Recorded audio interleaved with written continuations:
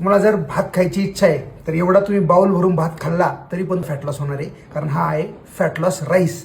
तर हा मी brown rice वापरलेला आहे, तुम्ही व्हाईट राईस सुद्धा वापरू शकता.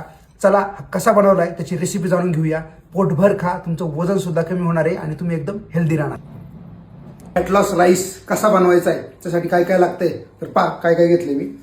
कांदा आहे, शिमला मिरची आहे, टोमॅटो आहे, हे बीन्स आहेत आणि हे पीज आहेत, म्हणजे थोडक्यात आपले वाटाणे, ओले वाटाणे बघा मी किती क्वांटिटी घेतलेली आहे.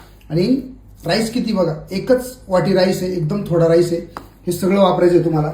याच्यामध्ये मसाला घेतलेला आहे मी थोडासा, तुम्हाला आवडते तो मसाला तुम्ही घेऊ शकता. आणि तूप किती घेतलंय बघा, एवढं तूप घ्यायचं आहे तुम्हाला, जेणेकरून पण फक्त मसाला फ्राय झाला पाहिजे. आणि हे शेंगदाणे, आता शेंगदाणे एकदम कमी क्वांटिटीमध्ये घ्यायचे आहे, कारण शेंगदाण्यापासून आपण तेल काढत असतो, त्याच्यात भरपूर जास्त फॅट असतं. त्याच्यामुळे शेंगदाणे कमी क्वांटिटीमध्ये घ्या, कारण भरपूर शेंगदाणा टाकलं तर तुमचं वजन वाढणार आहे कमी व्हायच्या ऐवजी. चला आता आपण राईस बनवूया. आता हे तूप टाकायचं आहे, थोडीशी जिरी मोहरी टाकायची आपल्याला. आता मी एवढा व्हेजिटेबल्स का टाकले लक्षात घ्या. राईस खायचा असेल तर तुम्ही भरपूर व्हेजिटेबल्स टाकल्या पाहिजे, 75% व्हेजिटेबल्स पाहिजे.